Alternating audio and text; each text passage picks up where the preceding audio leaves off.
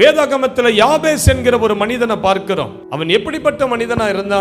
அவன் பிறக்கும் போதே அவனுடைய தகப்பனார் இல்லை. அந்த தாய் அவனை துக்கத்தோடு பெற்றார். இதுக்கு முன்னாடியே நிறைய பிள்ளைகளை பெற்றெடுத்தவங்க தான். ஆனா இவனை மட்டும் துக்கத்தோடு நான் பெற்றேன் என்று சொல்லுகிறார். சில வேத ஆசிரியர்கள் சொல்றாங்க, அவன் பிறக்கிறதுக்கு முன்னாடி அவங்க அப்பா செத்து இருக்கணும். ஆகவே ஐயோ, இவன் பிறக்கும் போது இவங்க அப்பா இல்லையே, இவன் தகப்பன் இல்லையே என்று சொல்லி அவள் வேதனையோடு துக்கத்தோடு அவளை பெற்றபடியால அந்த பிள்ளைக்கு என்ன பேரு கொடுத்தா?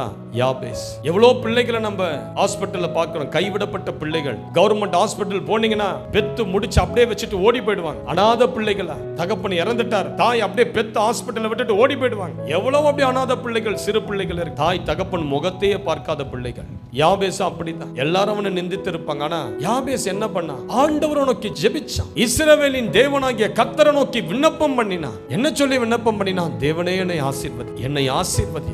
எவ்வளவு கருத்தான ஜெபம் பாருங்க சிஸ்டர், பிரதர்.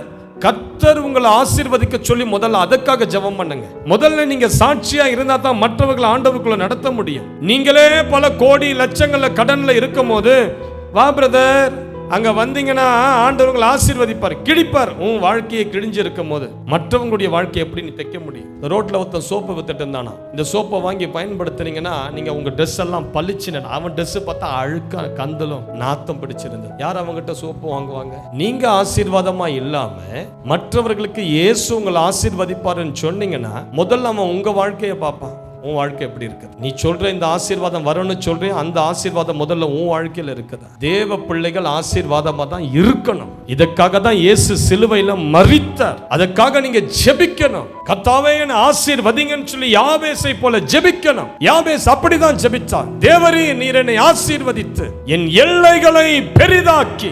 எவ்வளவு கருத்தான ஜெபம் பாருங்க. நீங்க கொடுத்த இந்த கூரை வீடு போத ஆண்டவரே, இந்த ரெண்டல் வீடு போத ஆண்டவரே, இந்த சின்ன வீடு போத ஆண்டவரே, அடிச்சிடாதீங்க உங்க வாசல்களை. நீங்களே ஆண்டவரை நோக்கி கேளுங்க, என் எல்லைகளை பெரிதாக்குங்க ஆண்டவர். எப்படி ஆகும்னு எனக்கு தெரியாது.